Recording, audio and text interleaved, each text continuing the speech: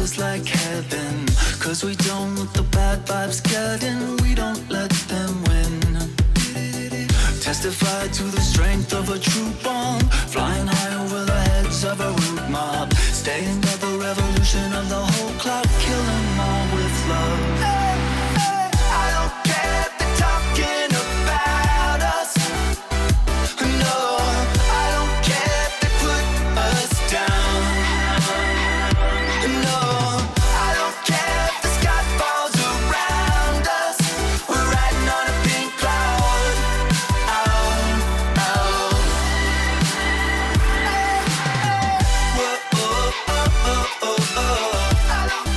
We're riding on a pink cloud.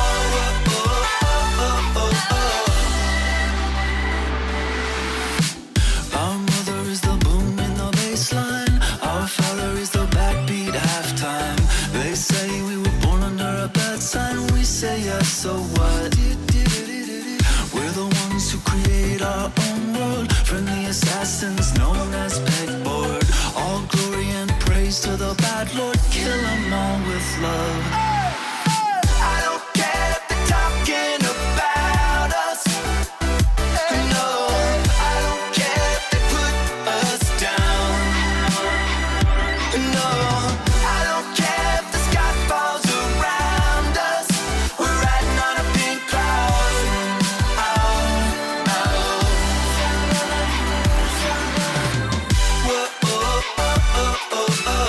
I don't care, we're riding on a pink cloud.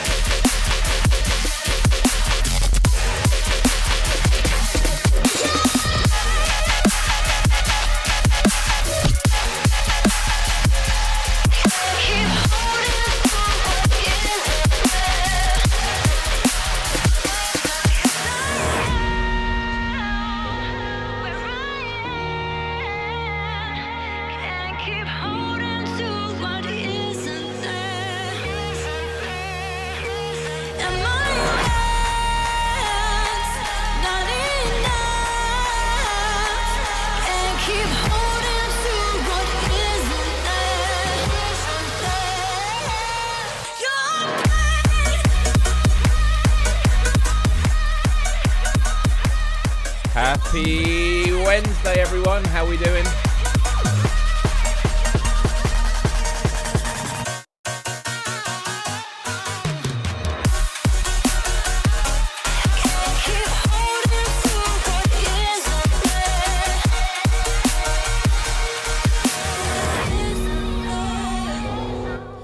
Happy Wednesday, all. How are we doing? Another week, another Wednesday. Lovely to see so many familiar faces in the chat, and maybe some new ones, actually. Especially with the live streaming pro crew, who I've been sticking around with a lot lately. And do you know what? When coming up with a topic for this week's show, it definitely felt like old times for me on YouTube when I used to do a lot of videos where I really stick my neck out with controversial topics of the time, and it felt a bit weird setting this one up. Although, to be honest, the question is what the title is.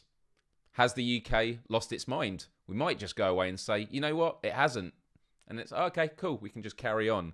But yeah, it's been pretty big news in the UK recently with the passing of Queen Elizabeth II. Massive news that has obviously reverberated around the world, and so it felt like something worth talking about. But as the last week has gone on, I have noticed more and more things, as I'm sure you all have, with the way that the media has covered it, the way our political institutions have dealt with it, and then just the general conversations across society and the way that people have reacted. And I thought, you know what, we should have a conversation about this. But before we get on with that, I've got loads of slides which I didn't get a chance to sort out before the show, so I will be doing it on the fly. But before we get to that, I just want to do some housekeeping.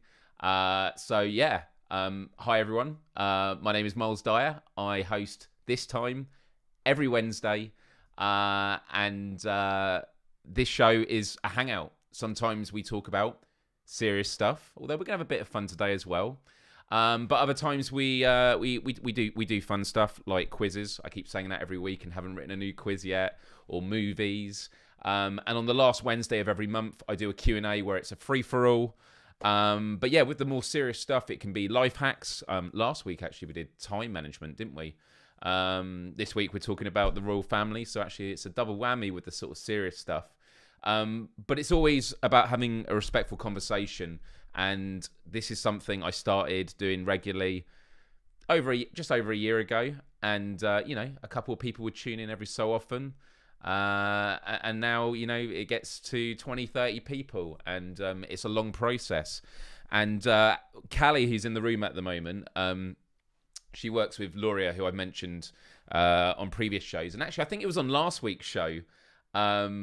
Luria had reviewed my studio setup, and live on the show last week, I reacted to her reacting to my live show, which was really, really, really cool. And I'll look at this. Already, Mark with all his wonderful gifting has already gifted a membership to someone. So who is actually... Oh, Jordan H got it. Now, say Jordan H, I thought had it before. So does this mean it's just doubled him up? How's this worked? How has this worked? Yeah, the weeks definitely feel like a blur. I mean, it was 2 Fridays ago that you reviewed my studio, but last Wednesday would have been when I reviewed you reviewing me. But yeah, it's been really good because a big reason I've joined the live streaming pros course is for accountability. I want to be in the zone with other people and really striving to improve things. And I'll give you a bit of insight into where I am. I've mentioned this on previous shows, and it's the fact that this channel I'm on has legacy issues. And what I mean by that is I've had this channel for over 16 years now, which is just remarkable to think. And I think about 8 years ago, I was just about to hit 50,000 subscribers. I think now I'm on 47, maybe 46,000. And every time I do content, I lose more subscribers than I gain. But I am gaining, but I'm losing more than I'm gaining. And that's because of old accounts. Some people come back after such a long time and go, actually, I don't really watch YouTube anymore, or what you're doing now is not what I'm interested in. Completely legitimate reasons, and that's absolutely fine. That's 100 years in YouTube years. Absolutely.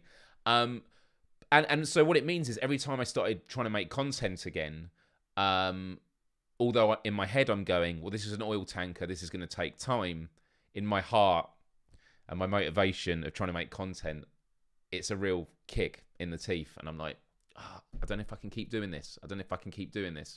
Whereas doing this weekly live show has been a great spine to build upon. And actually, I haven't got the graphs in front of me, but I did check it as a part of my live streaming pros sort of embarking and audit I was doing. And the gap between subscribers lost and gained is closing. So I'm getting to a point now where there's going to start being net gains.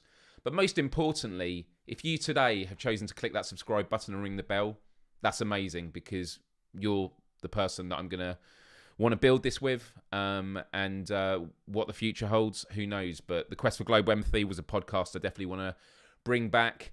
I have plans for getting guests on this show to talk about issues week on week. So there's plenty of things that I want to do, and it's really, really exciting. And so I want to thank you all for that. And just, this is one of my favorite times every week. And right now, I'm incredibly burnt out. It's been the most ridiculous few weeks with work and all this other stuff I've got going on. But I like doing this. It's nice and chilled, and I love you all. Just reading what Callie was saying. The struggle is real and not talked about enough, in my opinion. Legacy accounts and the mental hang-ups that come with that when getting back into it. Absolutely. And the question a lot of people ask me is, when doing the podcast, that why don't you start a new YouTube channel? And as someone who is a content strategist, and this is the thing, as a content strategist, it's a lot easier to use that to help other people, to take your own advice. Think about it when we talk about mental health and well-being. You could be really great at being a good friend to someone else and giving advice when they're going through a tough time. But then when you go through that tough time, your head is in the cloud. You're looking out of your body. You're not seeing yourself as a human being. And so you don't treat yourself that way, and you're not able to sort of use those lessons for other people on yourself. And so it's good to talk to others and have that accountability. But the reason I haven't started a new YouTube channel is because a big part of this YouTube channel is it's the journey I've been on. I love the fact that my first vlog from 16 years ago, where I'm covering my mouth like this, I'm on a square video with poor lighting behind me but not in front of me, the music's too loud, I'm mumbling, and I haven't got any confidence. And when I teach in schools now, I show my students that, and they laugh, and I'm like, yeah, because people see me now as a confident person, but that's not something that has just come out of nowhere. It's a long process, and it's why for over a decade now I've always said progress is something you only recognize when you look over your shoulder, and it is. And so when you come out of tough times and you look back and you're like, I'm glad I got through that. It's really, really important. So anyway, I just want to go over a few bits of housekeeping, and I'm in two minds about how much of the chat I'm going to put up on screen, because I know that this is quite a heated topic we're going to be talking about today. However, to be honest, if you're in the live chat, it's going to be on the live chat anyway, so I'll bring it up. And Karina, lovely. Please kindly press the like button, peeps. 25 watching and 14 likes. So yeah, if you're watching and you do have a YouTube account, click the like button. It helps me out. Thank you so much.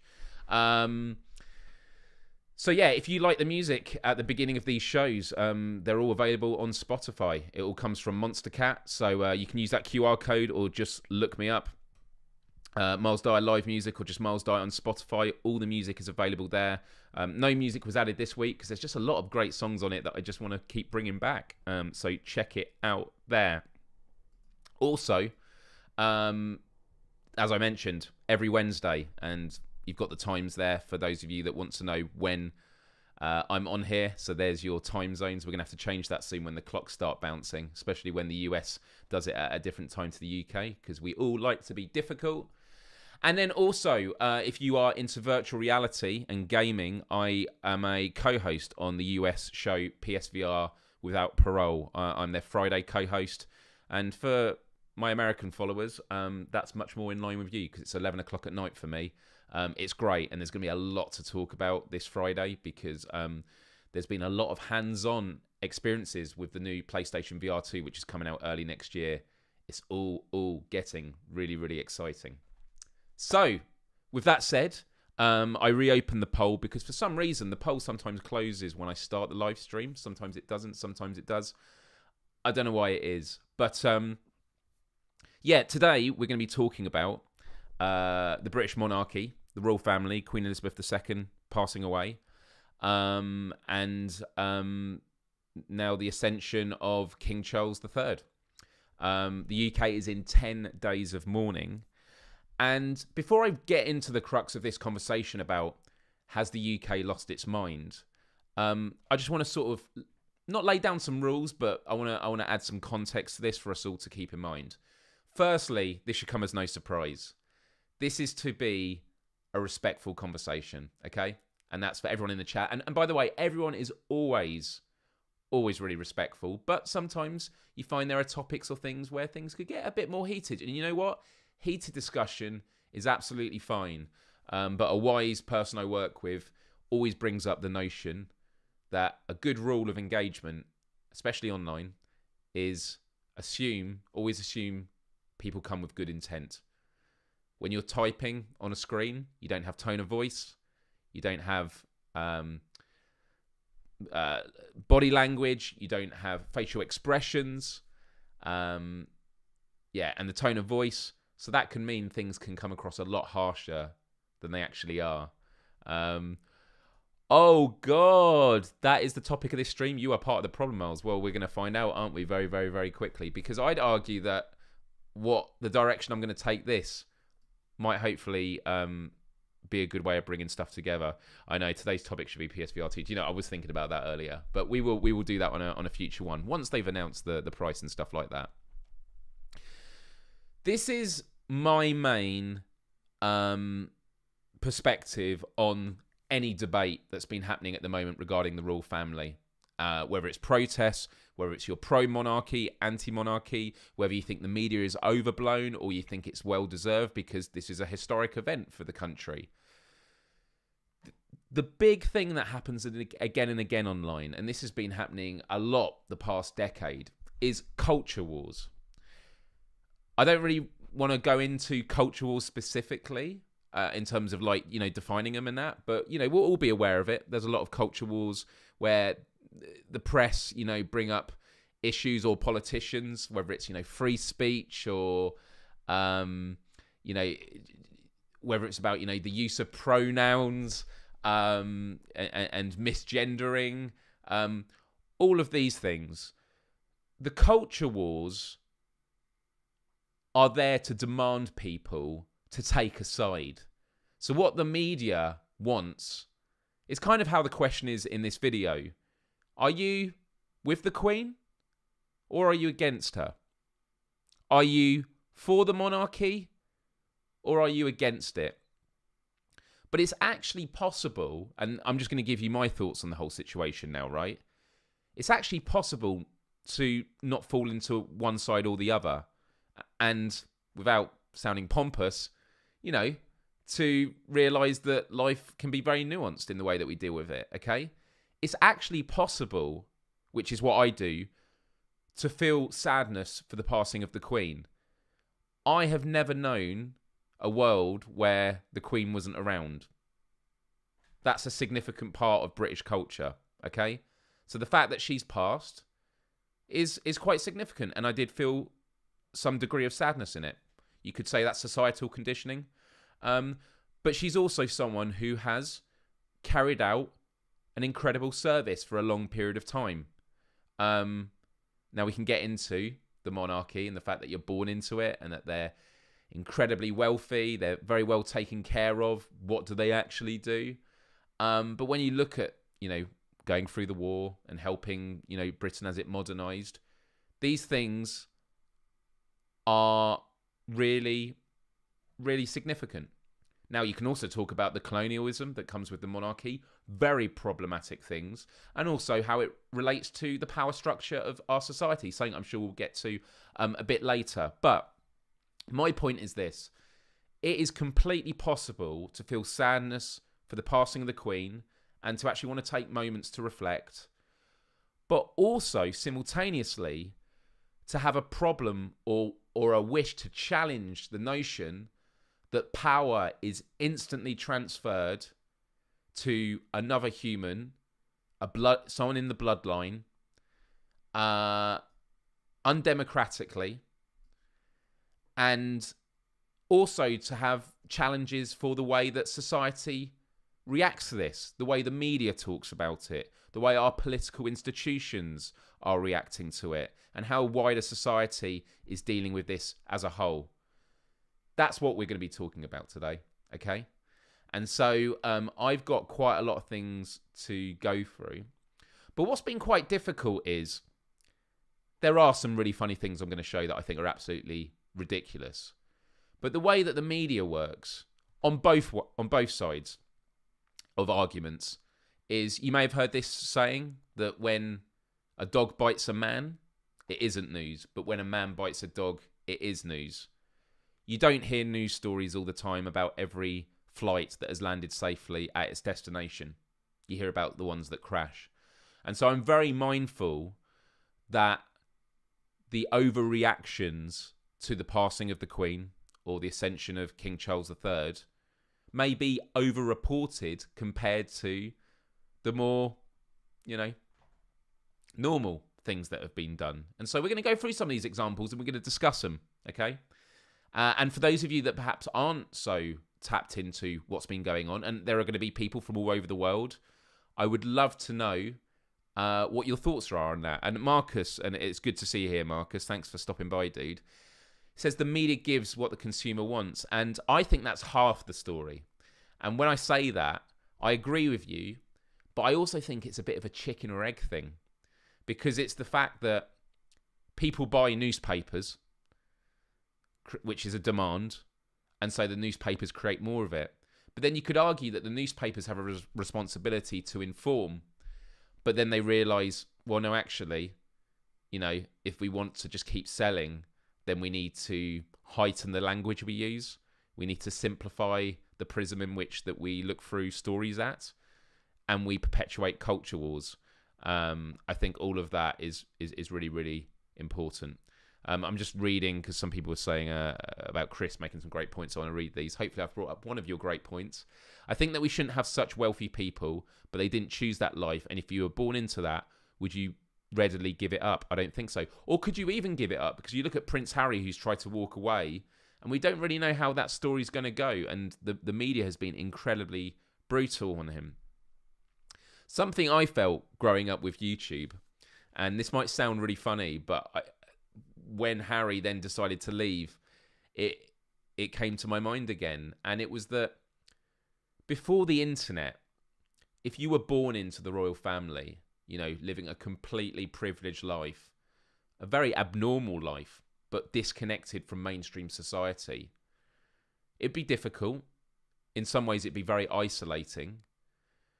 But when the internet came along, you're now going to be more likely to connect with people in other circumstances, and that can really massage your empathy muscles.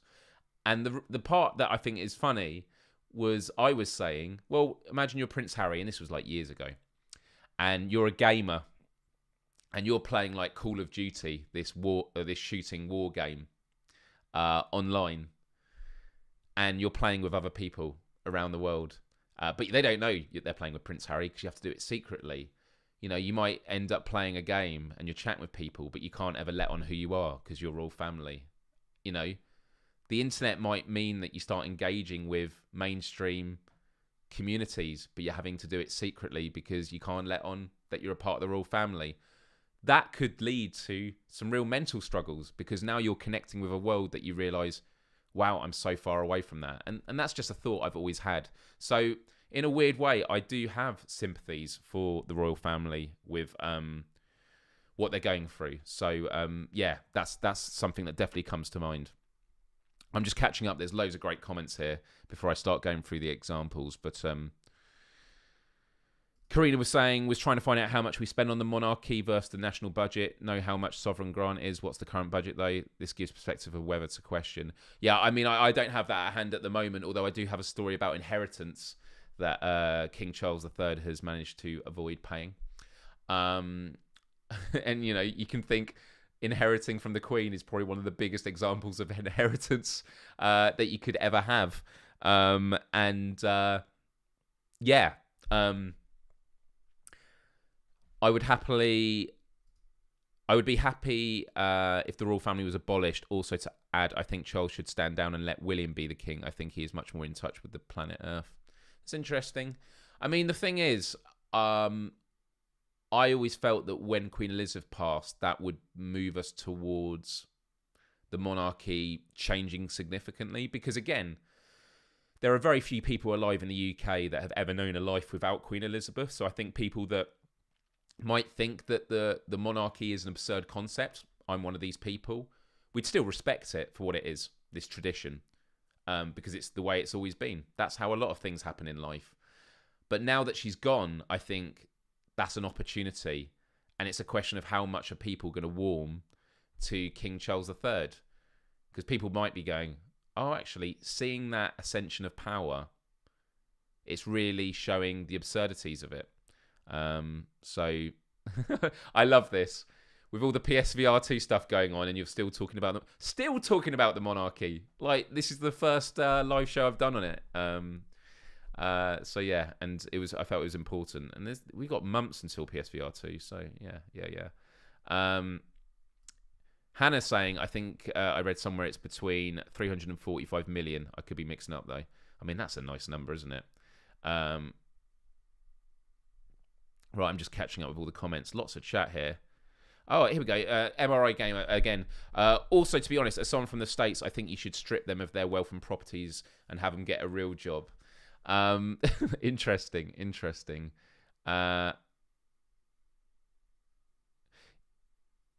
Whatever we feel about the monarchy, I like the Queen's hard work ethic. Love the broadcast during the pandemic. Was like as if my granny was cheering me up. She had that charm. She definitely had that charm. And there are lots of people I know that have met her. I haven't met the Queen, but I have met her husband, the late Prince. I can't even believe I've forgotten. What was Prince? The Duke of Edinburgh is Prince Philip.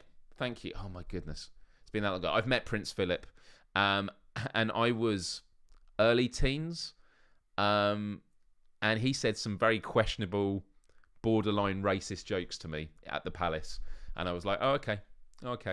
And some people go, oh, I just put it up for a generational thing. I was like, eh. He was asking me like what I studied at school, and I was saying I was there because my dad got an award. Incredibly proud of him. And there's a photo of us with Prince Philip, and I'm sort of looking off in the wrong direction, embarrassingly. Yeah, he was asking me what I was studying, and I think he said, were you studying mathematics? And I was like, yeah. And he was like, oh, all those calculators with like Egyptian instructions. He was talking about like how it's the Egyptians do the instruction manuals or stuff like that, and you do that whole thing of like, well, not sure. Yeah, very, very proud of my dad. City of Guilds he got. This is another great point. I struggle with the changes to the national anthem. At least King rhymes as well as Queen does with the fascist regime. Ain't no human being, and neither rhyme with because tourists are money. I love that cynicism. But yeah, I mean, look, that's another great example. God Save Our Gracious Queen. People sing it because they've always known it, but now it's been changed to God Save Our King. It just gives you that moment of like, okay, yeah, it gives you a chance to reflect on it. So a big part of this conversation is the fact that in the UK we're having 10 days of mourning. Now, I don't actually have a problem with people choosing to spend 10 days of mourning. What I personally have an issue with is the fact that it's completely debilitated many aspects of our society, and we're going to go through it in a moment.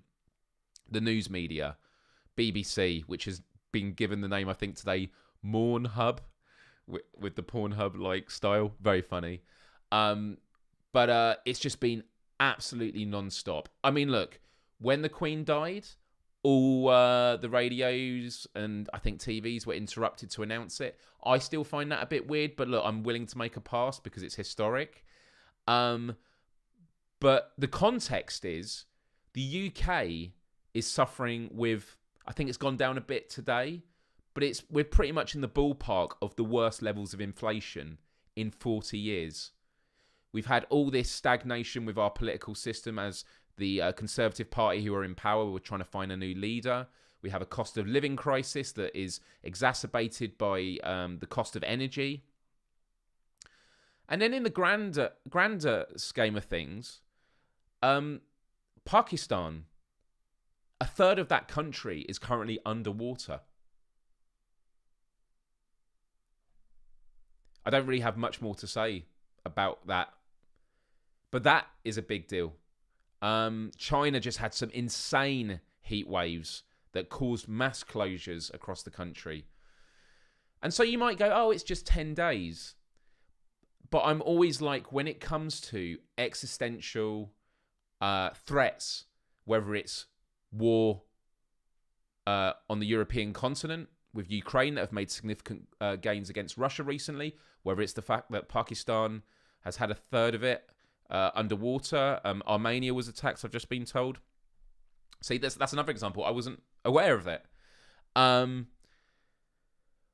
that we're dealing with this cost of living crisis.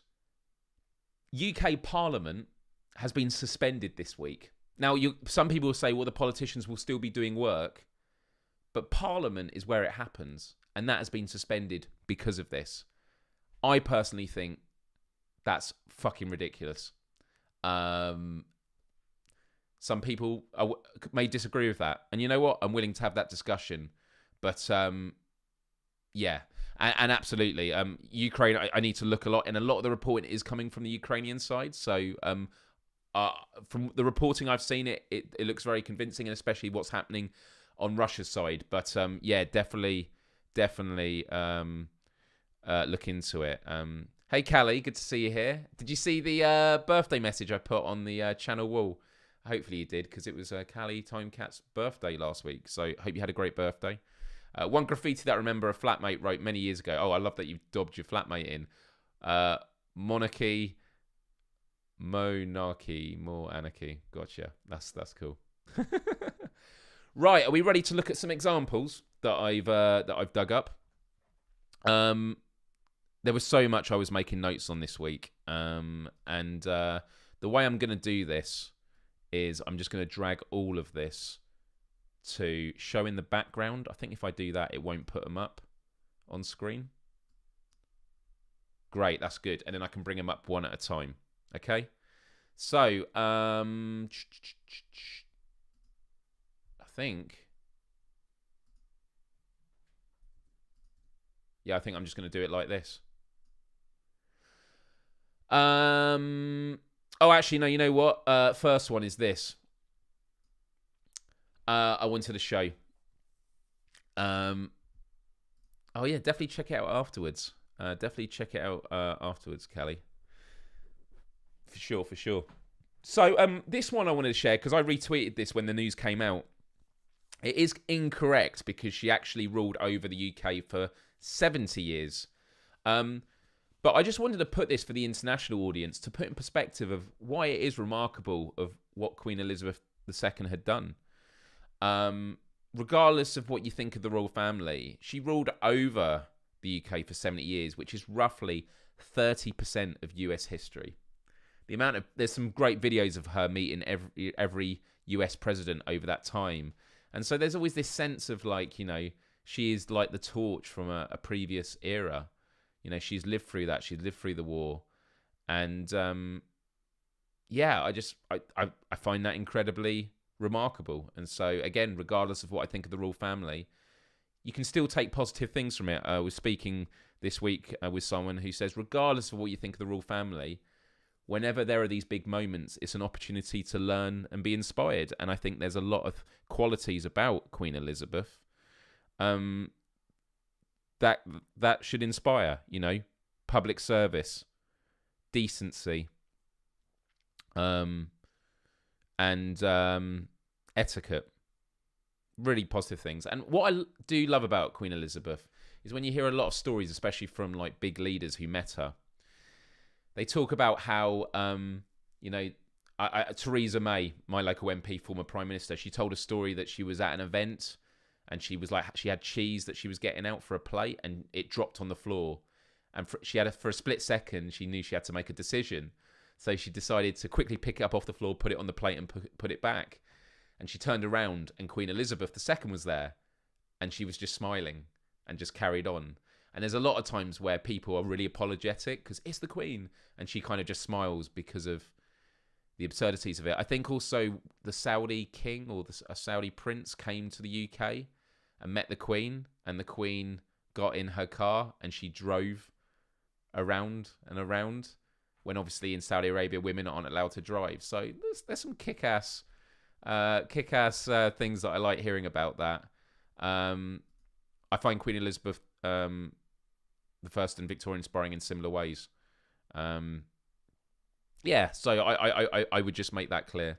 And by the way, we've got 34 people watching right now. So if you are watching and you've never tuned in before, say hello in the chat. I'd love to meet you. I'd love to say hey. And yeah, do hit that like button if you haven't already. We've only had one dislike, which I'm totally content with. But to be honest, I thought there were going to be a lot more dislikes. But, you know, that's fine. That's the nature of it. It's engagement. It's engagement. Right, we're going to look at the next one now. So, so something that's been happening across the UK. And again, I think there's been an over-reporting of exceptional circumstances. I don't know how many people... Hey, Paul, good to see you here.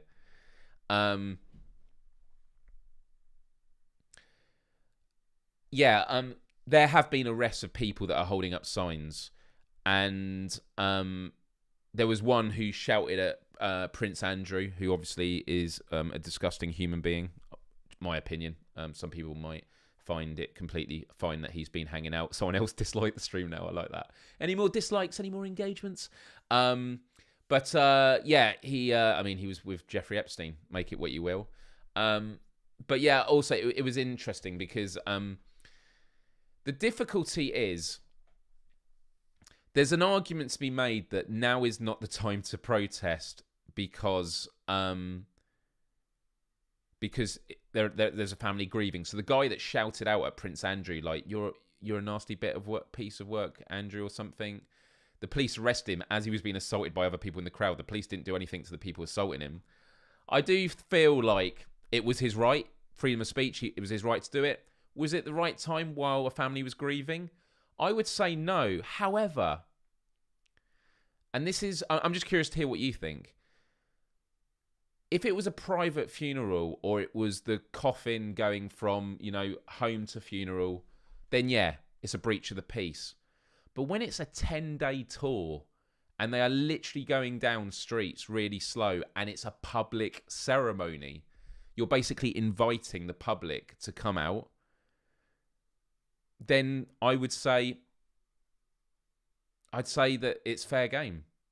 Now, you can be totally against it and think it's inappropriate, but those are kind of the values of what we like to regard as a free country. Thank goodness you don't get beheaded for this sort of stuff. And some people go, no, there's a time and place for free speech. I'm sorry, you're for free speech or you're not. There are exceptions to the rule, but it's not just because someone makes you feel uncomfortable. Feeling uncomfortable is the price you pay for free speech. And so, yeah, there are examples of I think in this case, that guy, I'm like, I totally agree with his sentiment. Would I have done it? No. So, yeah, I'm sort of a bit conflicted there. But the people that are straight away going, he shouldn't have done it, he should have been arrested. No, I'm not for that either. Karina says, I don't think it was not appropriate. He didn't choose to participate in the tour. He wants to send off his mother tour or not.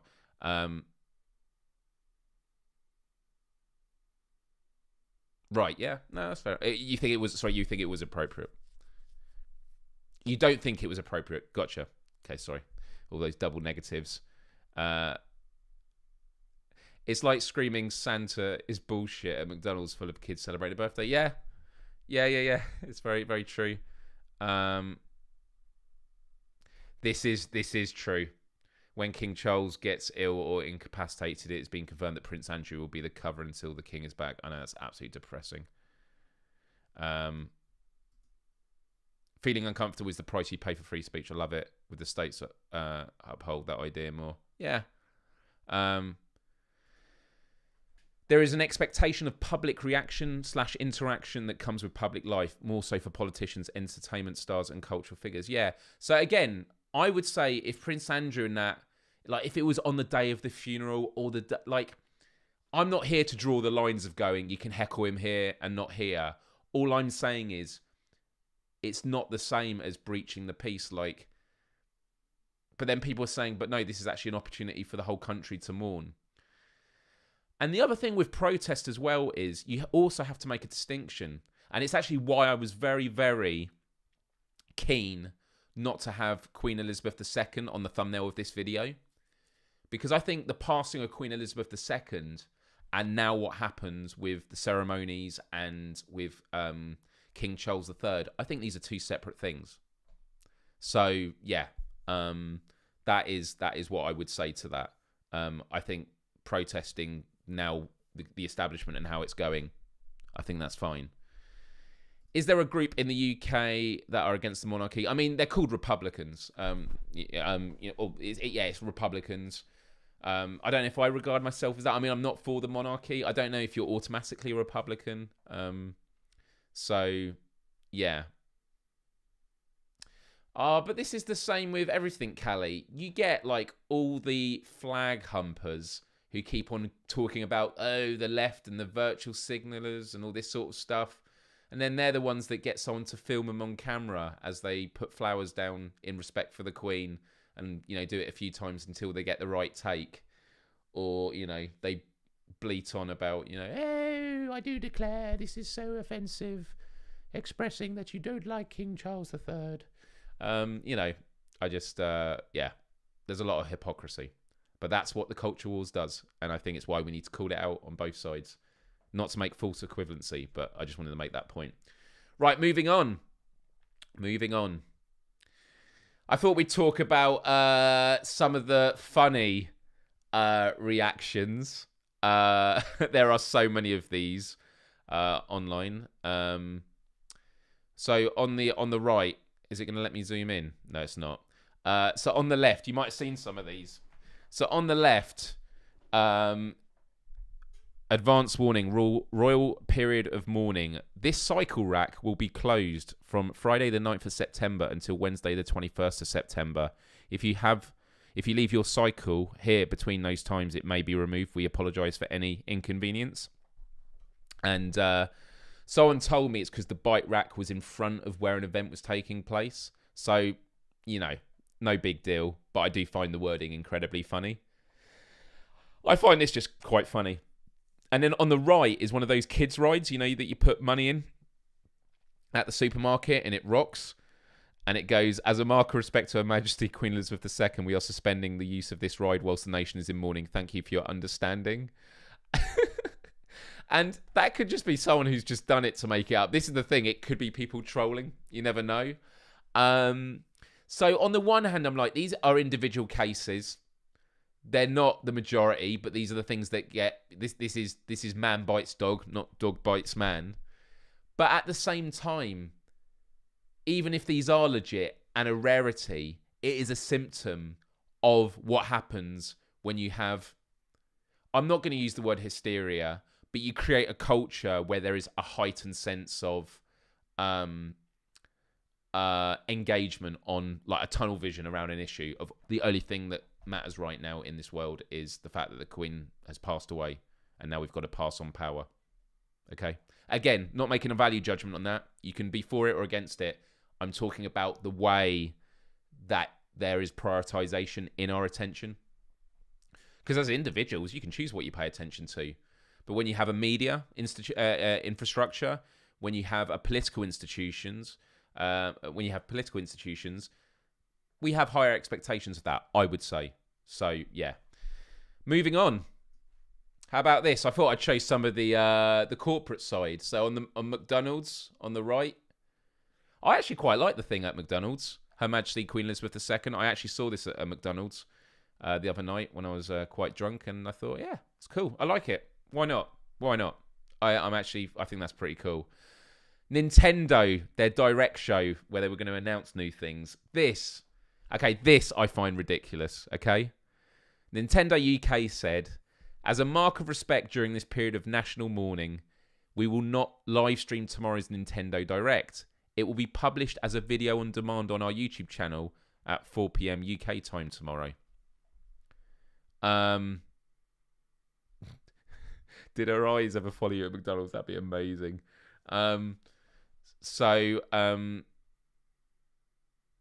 Oh, yeah, that's absolutely true as well. A national cycling organisation advised people not to cycle during the funeral time on Monday. I wondered, what about all the cars? Yeah, that is very true. And then the bottom left is an ATM. ATM machine is a poor use of language, because the M in ATM is machine, so it's not a ATM machine. So an ATM has it on there. Again, I think that's fine. But the Nintendo Direct one I thought was pretty pathetic. They could put a statement out saying, solidarity and things like that. Although I found it funny when like Domino's was doing it and things like that. But at the same time, I was like, yeah. It was interesting. What are we going to look at now? We're going on to the more serious stuff now. Should we have a look at some video? I've got some video queued up as well, actually. So, this is an example of just like how it was everywhere in London. So this was on when you went on the train, on the escalators.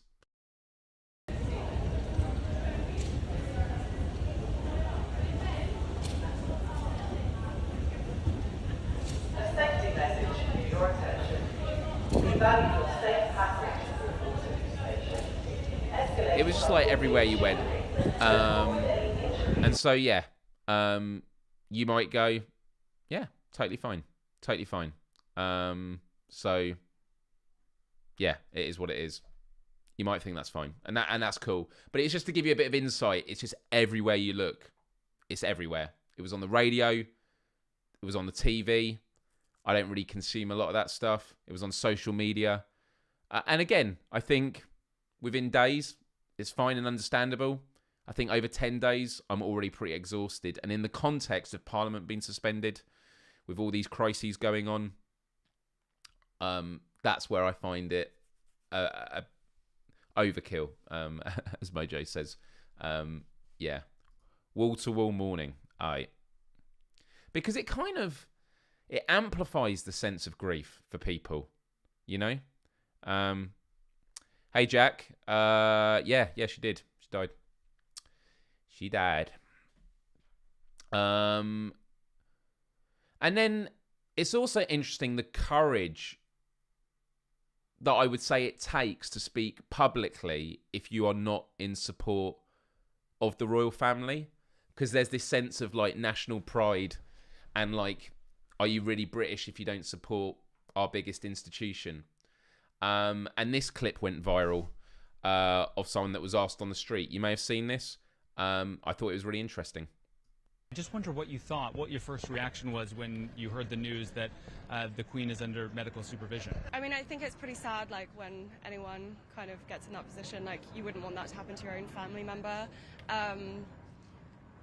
But I'm not, like, the biggest fan of the Queen or just, like, the monarchy in general, so I wasn't, like, that upset or overwhelmed by it. It was just something that happens, I guess. You're not the biggest fan of the monarchy. I wonder why. Mainly to do with like British, like colonial history, things like that. A lot of things that have gone on which have been quite shady, even like recently with like Prince Andrew and everything. Yeah, I'm not really their biggest fan. Fair enough. It was nice talking to you. Just wonder what you thought. And Noam Chomsky talks about this process called concision. And concision is when, especially in the news media, you have like commercial breaks. It's a way of cutting down conversation if it doesn't fit with the established narrative. So you notice in that conversation that as soon as she starts bringing up Prince Andrew and I'm not the biggest fan, they go, yeah, thank you. They sort of, okay, that's it. Whereas if it was someone that was more enthusiastic and supportive, they'd spend probably more time with them. That's my hypothesis. But that happens with a lot of things. If you go on a news network and you talk about, things that are understood, like, the business as usual approach with dealing with climate change, you'll get nodding heads. Yeah, this is what we understand. But if you come forward and you say, No, we need the government to take a war footing in radically transforming our energy systems away from fossil fuels and to renewable energy, you're going to get a lot of questions.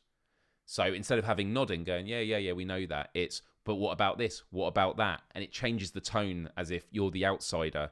You're the person that is out of step with reality in the most extreme circumstances. And so I found that very, very interesting there. And I kind of liked her thing. But there was a couple of other things that happened in the media. And again, these are individual examples.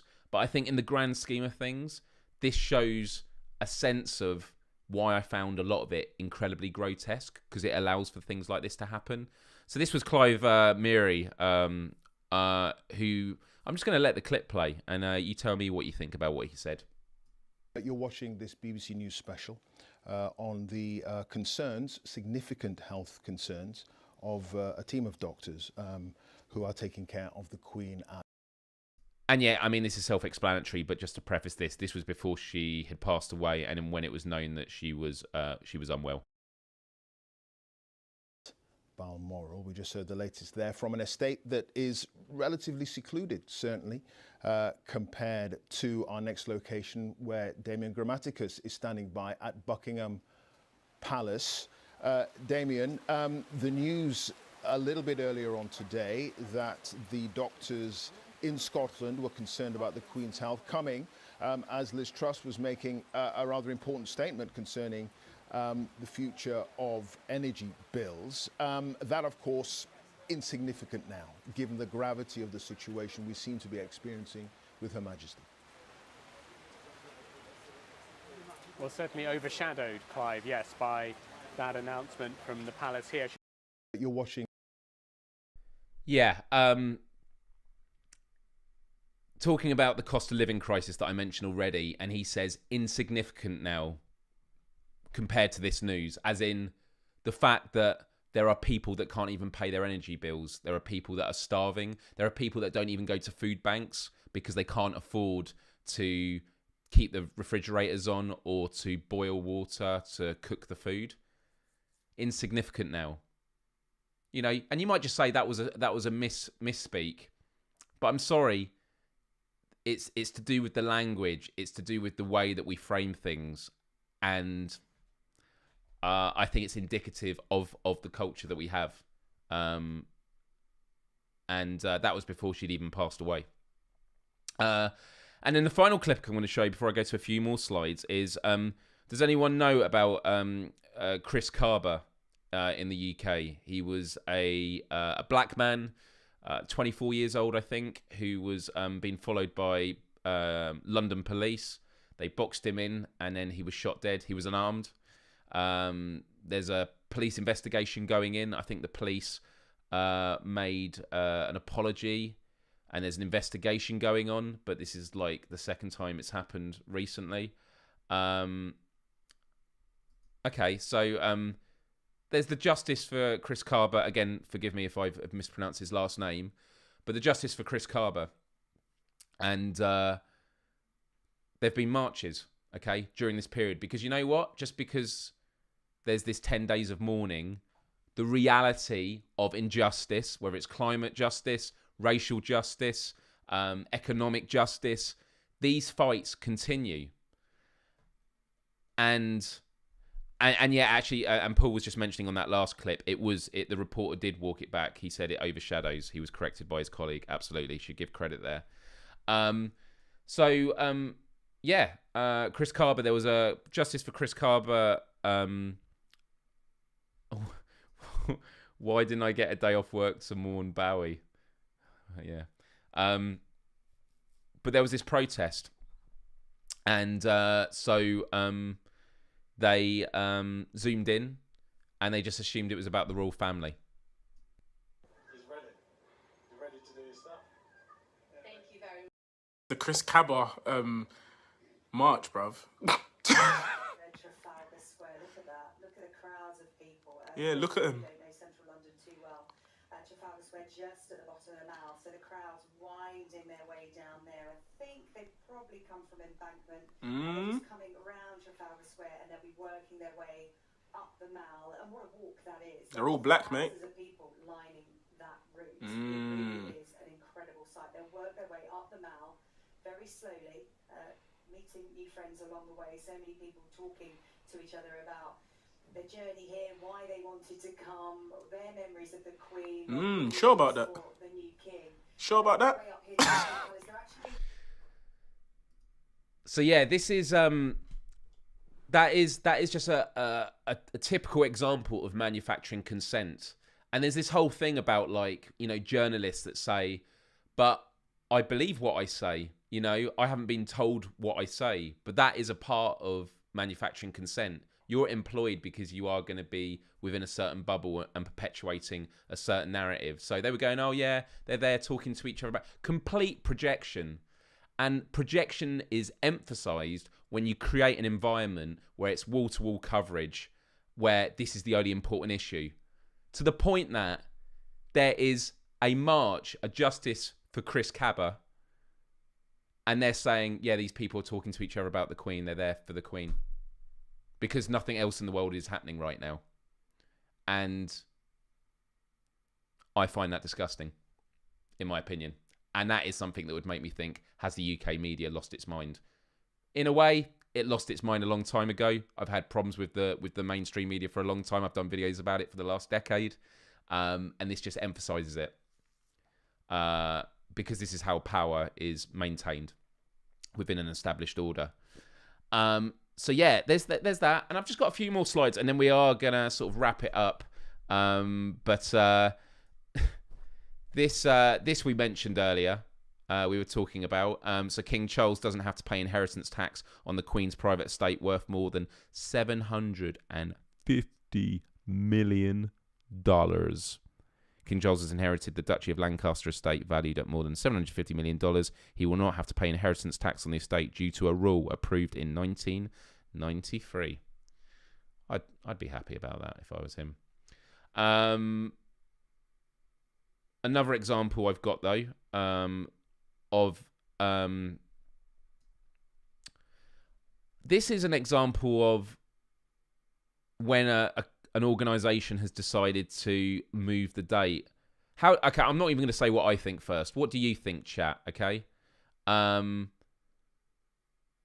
Organ Donation Week awareness campaign, this is from the NHS, the National Health Service, will not take place from Monday the 26th of September to Sunday the 2nd. Sorry, will now take place from Monday the 26th of September to Sunday the 2nd of October.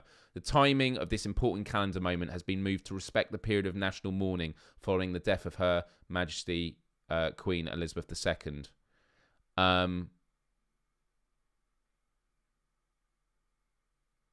So I'm conflicted on this because my gut reaction, no pun intended, is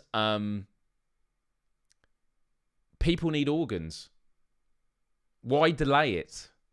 But on the other hand, I'm like, okay, you wanna do it when there's going to be the most amount of reach for the campaign, and right now it is getting drowned out by, here we go, Marcus saying it here as well. You're going to get drowned out by all the news. But I think the reason I had that gut reaction is because of the way it's framed. The timing of this important calendar moment has been moved to respect the period of national mourning, as in, we don't want to impede on it. But then they do say in their main statement down here, which relies on the media and campaign activity and news coverage. So, yeah, I think that's fine. But there's a lot, I think that, again, going back to the beginning of this conversation, I was saying about that the culture wars are about which side are you on? Do you think that everyone has gone insane? Or do you think that everyone who has any criticisms is unpatriotic? You can be somewhere in the middle. Okay? And so that's why you have to look on these by an issue-by-issue basis. And I think it's very well the case that a lot of these overreactions are over-reported. Because the majority of people... Actually, and interestingly enough, I think there's a lot of people that are just like, that feel like us, but they're not the ones that are going to be on TV, because the people on TV are those that are queuing for 13 hours to see the Queen's coffin, which I think... And there was like Hyde Park, and the Hyde Park was full of people sat there watching a screen of the coffin getting driven through the country on a big screen. And I just, look, if you want to do that, do it. But I was also like, there are, you know, be there for when it actually comes through. But the idea of you're going to spend the day in the park watching just the news, I just find, I personally find a bit creepy. Right, and then the final one I'm going to show, and then it's time to look at the word game. And actually, I'm happy to do a bit of a Q&A before we do end this. Sorry, it was not that one. It was not that one. It was number 5. Okay, this was a fake news article by... Oh, sorry, no, you're right. It was was it a 30-hour queue? Wow. Or line, as you say in the US. Yeah. Out of respect, I still not be changing my underwear until after fuel. Well, I really appreciate that. Thank you for letting us know. So I'm just going to read this. I'm just going to read it and ask for your thoughts on this, because yeah, we'll find out. Anyway, so he's called The Secret Tory. And I'm going to give some clarity for some of the things mentioned, because for the international audience, you might not understand it. Although I will actually pull up a clip for one of the things.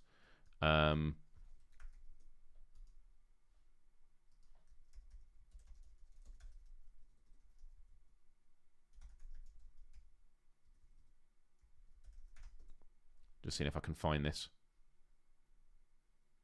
Yeah, here we go. Did 10 million views. You've probably seen this already. Download Twitter video. I'm just downloading it now. Okay, right. So, and yeah, should I bring myself on camera? Is it going to let me bring myself on camera?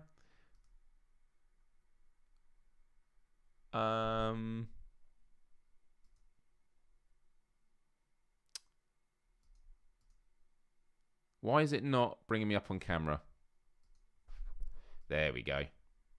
And I'll make myself tall. There we go. Like this. Hello. So, to London, where the passing of Elizabeth II has seen a divided nation unite in a frenzy of performative grief. It seems paradoxical to commemorate a famously stoic sovereign with a festival of mawkishness until you remember that in Poppyland, competitive mourning is the national sport. Thus, the same people who froth at the faintest hint of a virtual signal fall over themselves to be filmed in quiet contemplation, while those who refuse to use other people's preferred pronouns are thrilled that the ones in the national anthem have changed. Remember, it's not woke if it's at a wake. This is amazing. The contradiction of presuming to know what made this deeply private woman tick goes unnoticed outside Buckingham Palace, where commentators with no sense of it gabble earnestly about history before a sea of pliant subjects apparently lifted from the Wimbledon queue. If there are better ways to alleviate the crushing sense of your own mortality than ram-raiding an Oxford Street souvenir shop and spending 10 days pissing in a Portaloo while a $6 billion crown passes from mother to son, nobody has told them. The politicians, meanwhile, having just had 6 weeks off at a time when Philip Schofield is offering heating as a prize on This Morning, something I'm going to show you in a moment, are pausing for another 2 as the Bank of England starts to print Charlie on the notes with which they sniff. Are they living out the new PM's claim that Britons are among the worst idlers in the world? Yep, our Prime Minister said that we are the worst idlers in the world. And hey, Sam, good to see you here. The most malign are most visible, telegraphing their synthetic grief while vilifying anyone who fails to rise to an expected standard of it. These people, too predictable to name, pretend to venerate the qualities that sovereignty was said to embody. That the sovereign was said to embody, as if by celebrating a hackeyed hackneyed version of the national condition they make up for with the despicability of their own. This one really hits this paragraph. It is worth remembering that when the worms make their exonerable way through your eye socket, they will not care whether you lived in a palace or a council flat. Only those you knew and touched can testify your worth. The imagined qualities of people we've never met are as insubstantial as those who try to exploit them. I think it's a really great piece. I really, really, really like it. Yeah, something to think about as we come to the end. But yeah, the Philip Schofield thing, I just wanted to show. This was on morning TV. Oh man, has it downloaded? Oh, it hasn't downloaded yet. Let me put it here.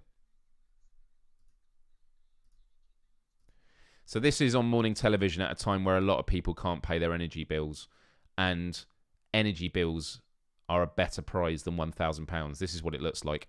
Okay, here we go. So we'll pay your energy bills. We've got £1,000 as well. So this is energy bills, I think, for 4 months if it stops on that. Nice. So how are your energy bills? Are you a bit worried about it all? Major. Yeah. Are you? I've got one of these prepayment meters and it's absolutely murder. Oh, God. Right, well, let's hope it lands on one of those then. Whatever, right. You're going to win some money, so don't worry. Here we go. One way or t'other. Here we go. Round and round it goes. Where it stops, nobody knows. Da, da, da, da. £1,000 or energy bill. £1,000 or energy bill. It is going to be... It's your energy bill! Oh, my God, thank you. We're paying your energy bill for 4 months. Oh, fantastic. No worries. Oh, what a relief. Thank you very much. Oh, listen, well done, you. That's... We live in a fucking sick country. We really do. It's, yeah, it's quite something. So, anyway... oh my goodness. Are we going to do one of these jokes? Are we going to do one of these jokes? Are we? I think we're going to have to. We're going to have to. So, Mark says, the Queen's Bentley cost $3 million. Prince Andrew had an escort and it cost him $12 million. Well done. Regarding entertainment, tradition says that no comedy can be shown during the morning period and sporting events can be cancelled. Well, yeah, there's been a lot of cancelling of events. There's even, like, because of the bank holiday Monday, there's a lot of hospital appointments that have been delayed as a result. You'd rather have the grand. Well, you're not in the UK then, because over here, £1,000...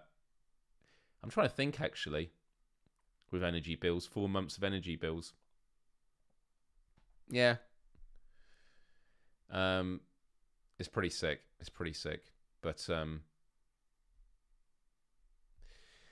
anyway, that is it for today's show, everyone. I want to say a huge thank you for everyone tuning in. We covered a lot of ground there, and I just want to say thanks for everyone being really respectful in the chat. Hopefully this was insightful for those of you that aren't laughing is not illegal. I mean, once upon a time, I'd have been taken off for treachery and, you know, had my head cut off. Thank goodness for that now. But yeah, Monday is I think the final day of mourning. That will be the funeral. And again, I think for that, yeah, it's right that the country makes a big deal out of it. But 10 days, again, people can spend 10 days reflecting on it. But the fact that this country has been brought to its knees in many different ways, I find incredibly depressing. And I don't know what Queen Elizabeth II would think. My projection is she wouldn't have approved of all that fuss. But I don't know. And that's probably blasphemy for me to utter such an utterance. So, yeah, we're going to end the poll, actually, before we finish. I did start it before the show, and then it finished, so I just had to do it again. So the question was, I did it on Instagram as well. Oh, and Mark has gifted another membership. Thank you very, very much. Who got it? Christina got it. Well done, Christina. You are now a member for a month. Mark, you are such a kind gentleman. Yeah, I know. Go, Mark. Yeah, absolute legend. Right, so this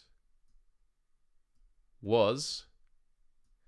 How would you describe the amount of attention that the media has given the British monarchy lately? This is obviously going to differ depending on where you are in the world. But the end result was that 62% of you, there were 54 that voted, 62% said excessive. There's bigger issues. And as I said right at the start, inflation is around the worst it's been for 40 years here in the UK. A third of Pakistan is currently underwater. We have war in Europe. And it's not to say you can't, also talk about the passing of the Queen. But completely sliding that off the mainstream agenda, I think is a big mistake. And I know that some media organisations are trying to keep it mixed. And actually, a lot of the conversations we've had today have been some of the conversations in the media. And I think that is healthy as well. So 62% said excessive. 29% said it's nice, but perhaps a bit much. And I would say I'm between those two, actually. Because the part of me is like, yeah, it is nice. But I think that's maybe societal conditioning as well. And wonderful. Huge moment for the UK, 7%.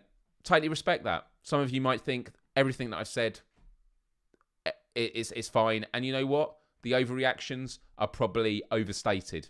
The majority of people are just getting on with their lives. My point is the political institutions, some of the corporate institutions, and definitely the media institutions are being irresponsible in the way that they are putting so much prioritisation to the monarchy, which you say, well, it is the monarchy. It's the most important part of the land.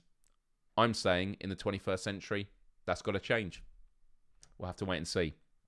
We'll have to wait and see. Revolution. Right. I think now, guys, it is time to do the word game. Are we ready? Oh, yes. It's time for the word game. And for those of you that have never played it before, we're going to need you in that chat because we're always trying to get to level 20. It's called Words on Stream. We're going to see a lot of letters on screen. On screen.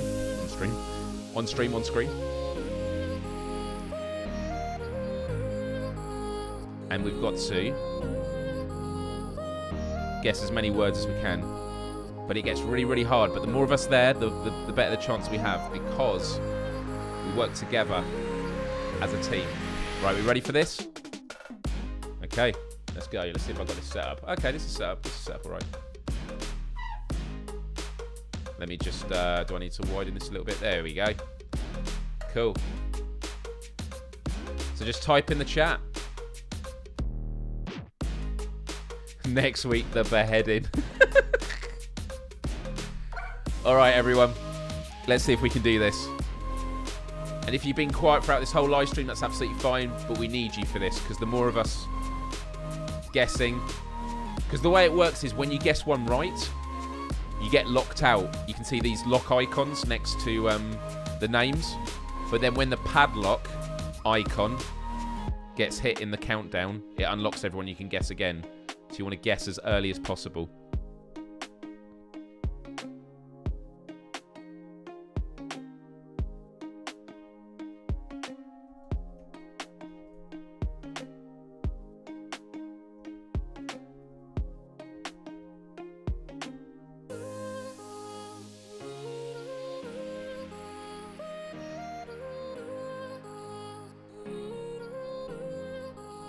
Is derp not a word? Okay.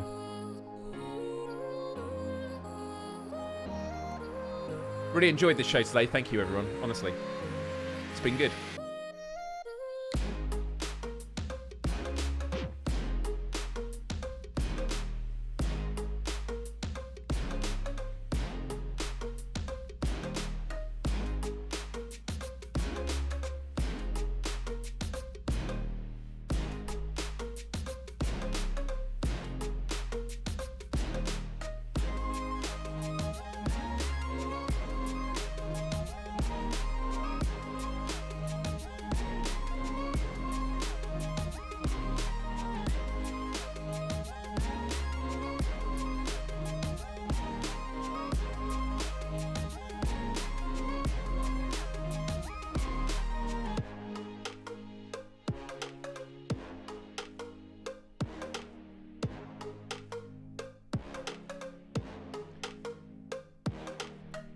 3 stars. We progress. Well done, everyone. Hannah at the top. Mark's doing well as well. But look, even if you're at the bottom, like with me, I got nothing. Guessing helps because you might inspire someone else to guess the right word.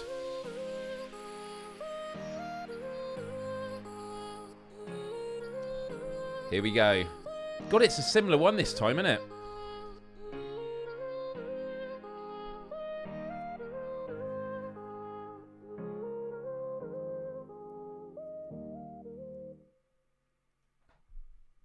Is it Prime?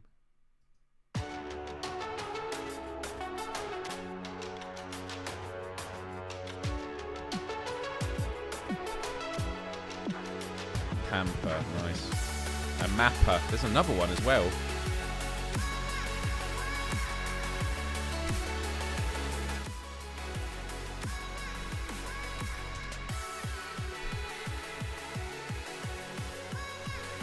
There's 40 of you watching right now. We need you. Everyone helping out. If you're watching and you can type in the chat, just type any word that you see with these letters and help us. And they're in alphabetical order as well.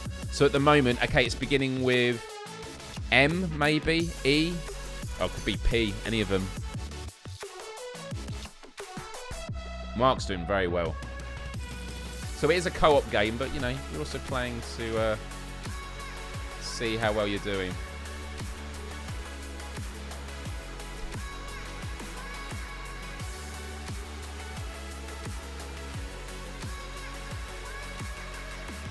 Great.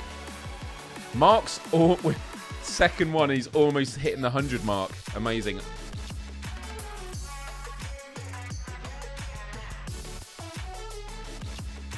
Yeah, way to go, everyone. Everyone's doing well. Right. Now, there is a fake letter. There's a letter that you're not supposed to use. And the best way of finding it out is whoever gets the 7-letter word, because then you know what letter isn't. So, fashion. So, V is the one that wasn't used. So, V is the fake letter. Do not use V.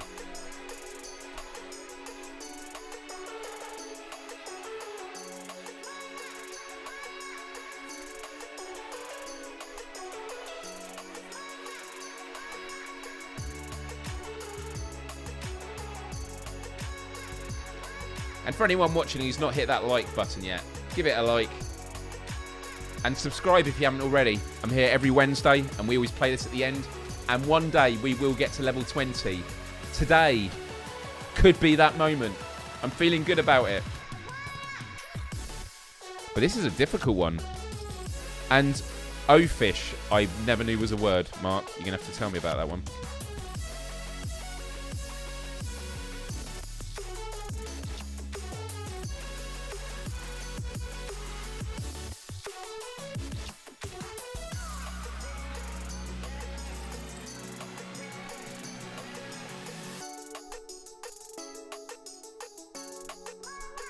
So it's beginning with I. There could be an H one.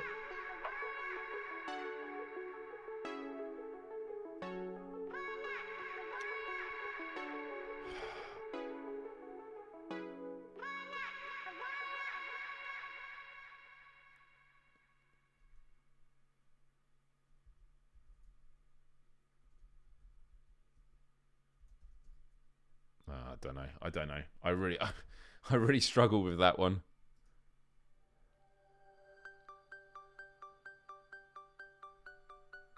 Look at this. Mark is approaching the 100 mark. Let's keep going, everyone. This is good. Fake letter again.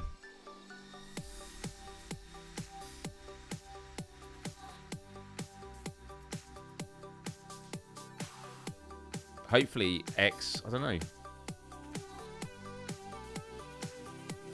Maybe X is going to be the fake one. Beeswax, well done. So, beeswax means I is the fake whoa! What?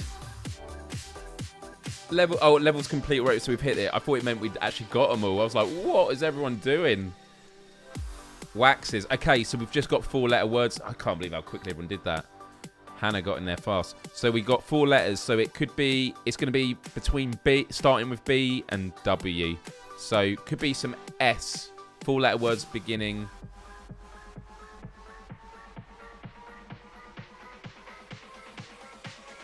Well, there's not a lot actually. It's going to be one beginning with. Ready, set, go.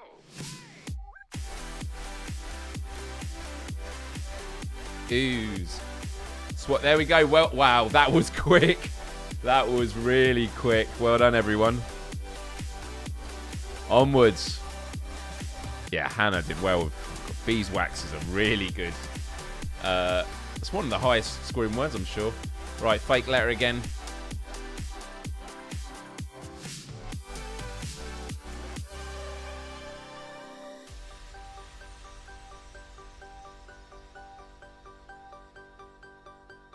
I'm doing terrible today.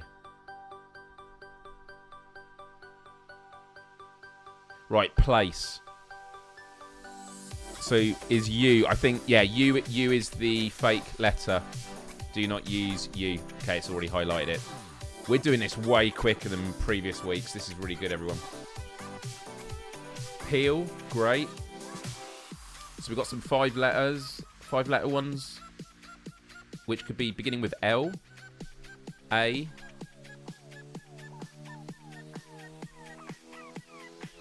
a pace.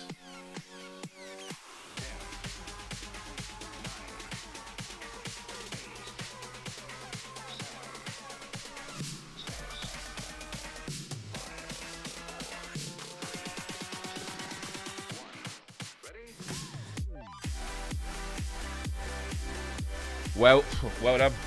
Really, really good. Super impressive, everyone. And Mark has done it. Also, they've added a feature on Ecamm now, so I can do the extra cheer.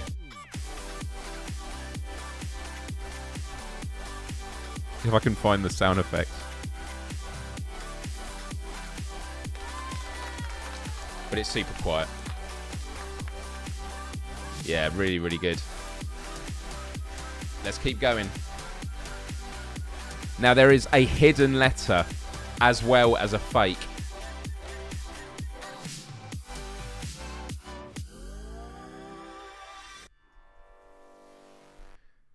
Is it?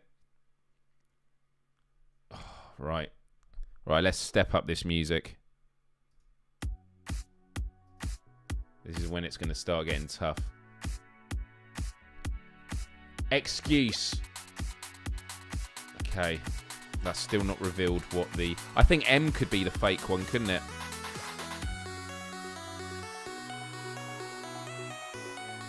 Yeah, because seems. S-E-E-M-S. Yes, yeah, so M is the fake letter. Do not use M. But what is the hidden one? Oh, S. S. S is the hidden.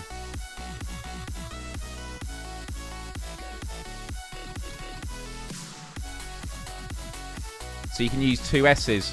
Excuses, of course, you can add it to the end. Amazing. That's why I love S. Because you can always add it to all the singular words.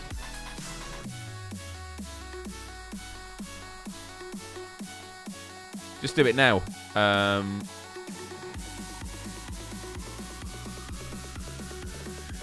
think everyone's done it.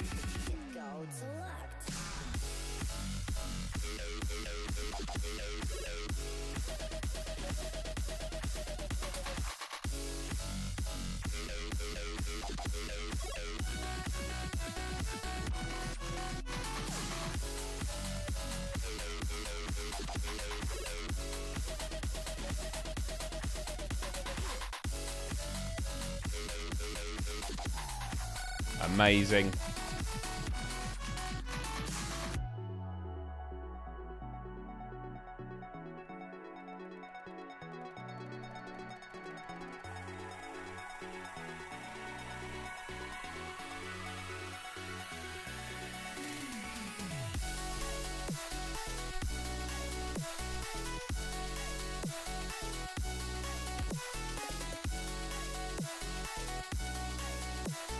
5-letter words.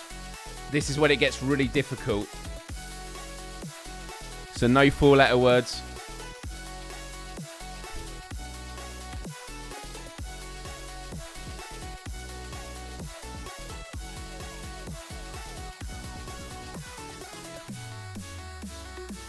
Proof. Okay, O. O is the hidden.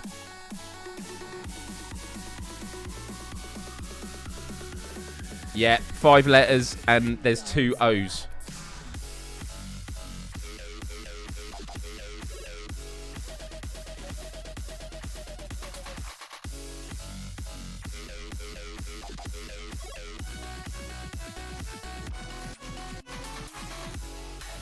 Profound.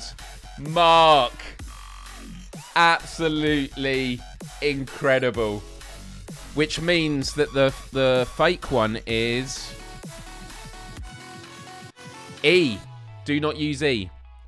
Do not use E. So do not use E, but you can use 2 O's. We are so close, everyone.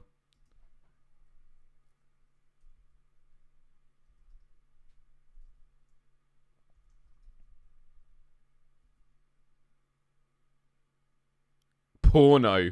How is porno a word? I love it that porno was the word that got us over the line.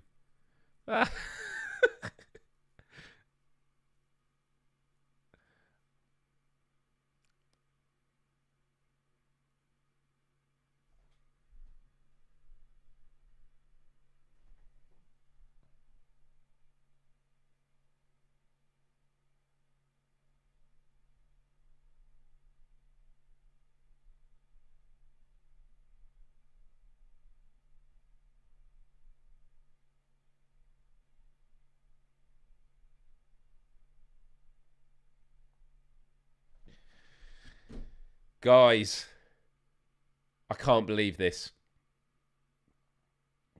We're at level 19.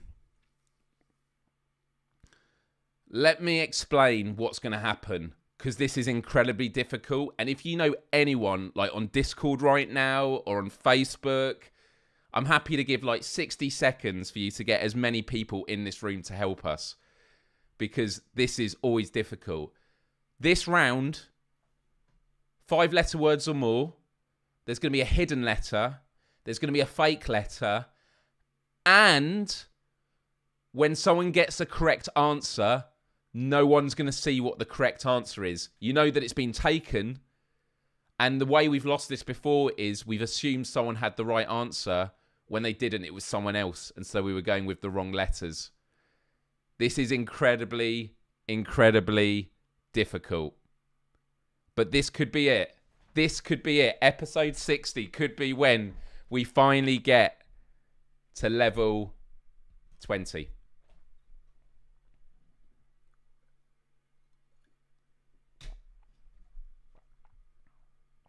Right. Now, Hannah, it was a team effort because it was you and me. You didn't really put yourself forward. I sort of said, oh, no, Hannah got it.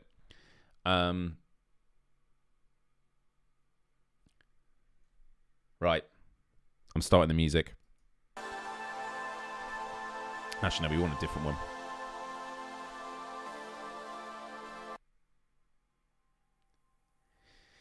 Deep breath. Good luck, everyone.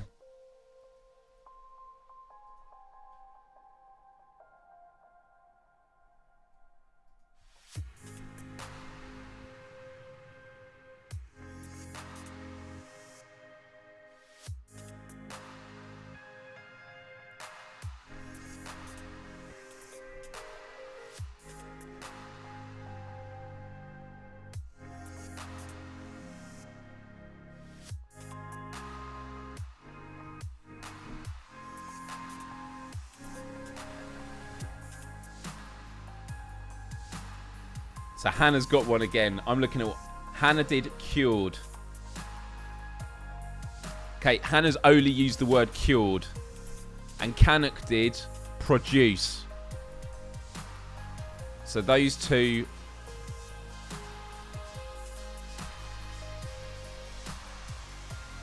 which means... Oh, produced means... Okay, J is the fake letter. J is the fake letter.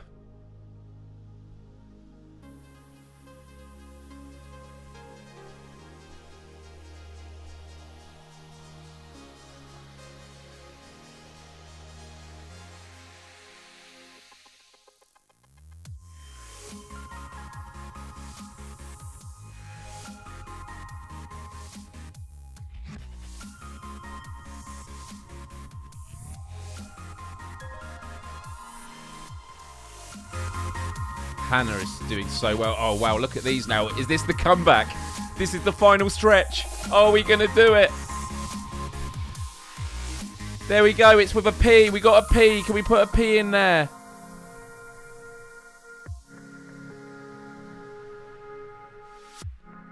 Quickly, last chance. 104.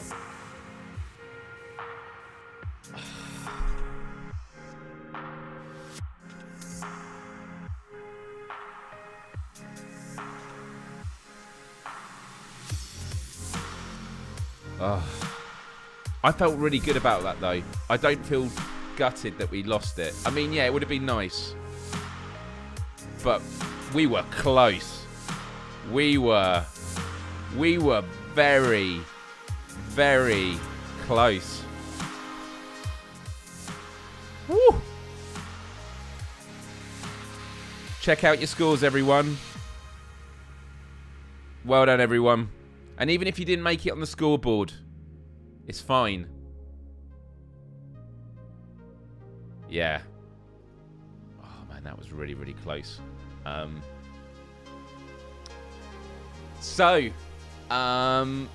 is it for another show. I want to say a huge thank you for everyone for tuning in and for playing along. We're going to get there. It's going to happen. And it's been a good turnout today. I'm really grateful. I don't know if that's just because of the subject matter. But hopefully a lot of people that are new will tune in for future ones. Because, yeah, next week we'll do something a bit more upbeat. Maybe I'll do a quiz next week. I don't think I'm going to have time to do a quiz. But maybe I could. So, yeah. And actually what was really funny was 2 days ago, my subscription for this broadcast system that I use, Ecamm, expired. And I was like, oh, wow, that year's gone quickly. And there's no discounts currently because like Black Friday is just around the corner, and so it's going to cost $380, I think, for the year. So what I've done is I've just paid monthly for the next 2 months, and then I'll wait for Black Friday. So yeah, but this is exactly why we have memberships. Not just Mark, but for anyone that's watched this today and you get a bit of joy out of this and you want to support the show, you can support the show just by turning up, just by subscribing, hitting that like button. Telling others about it, just being here and engaging. Spending your time is a huge thing. But if you are able to spare $2, $3 a month, then click that join button below, become a member. You unlock lots of great emojis, something I should probably put on a card for next week. And whoa. If we get past level 19, I will gift 10 memberships. Well, he's done that already. But that is pretty fierce. That is pretty fierce. To be honest, I would. Well, let me have a look. I'm actually like, oh, maybe I'll do that as well. I will do that as well. Let's have a look. How much would it cost to? We'll have to do it as a celebration. Let's have a look here. I know I love all the oh my gods. They've just added it on Ecamm that custom emojis work for Twitch but not YouTube. So hopefully that's coming soon. But membership gifting. Also, do you get a free super chat for being a member for so long? Yeah, I'm going to do the 10 memberships thing. I'll do that as well. That'd be really, really, really cool. Anyway, listen. I want to say a huge thank you for everyone for tuning in. You are amazing. You are my favourite part of the week. This is always great. And I can't do it without you. So I'm not just talking about the game now. I'm talking about this live show overall. So, yes, a huge thank you to everyone for tuning in. I hope that you had a great day. And I wish you all the best as we go beyond for another week. So with all that said, it's time to wrap this up.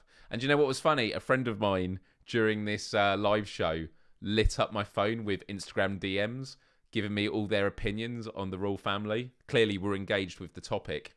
And then they deleted it all.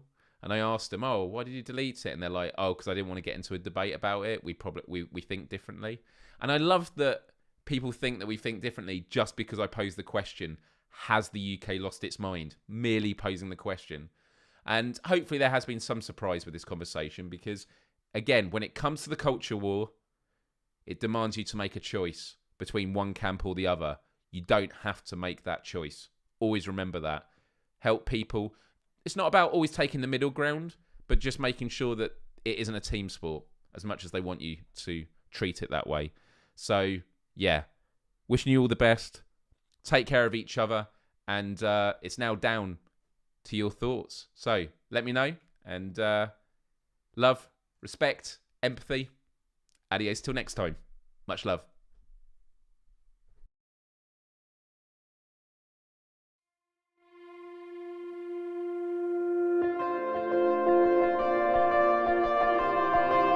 Hey Paul, good to see you here, buddy.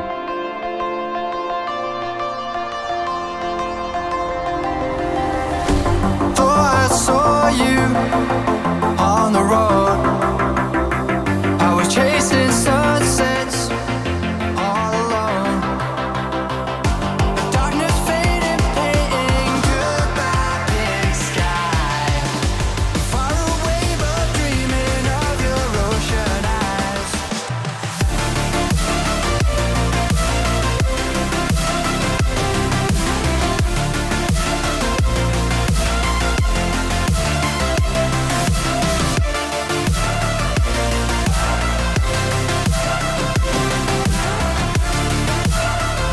Thought I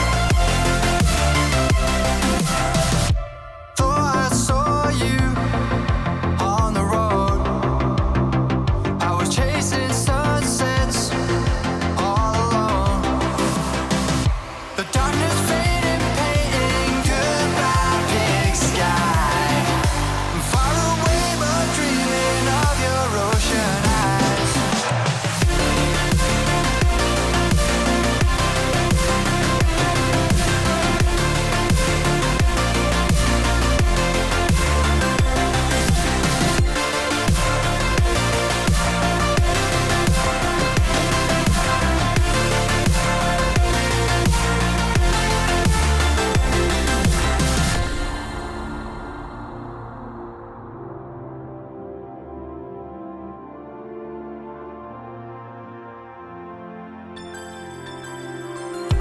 Thought I saw you on the road. I was chasing sunsets all alone. The darkness faded, painting goodbye big sky. Far away but dreaming of your ocean eyes.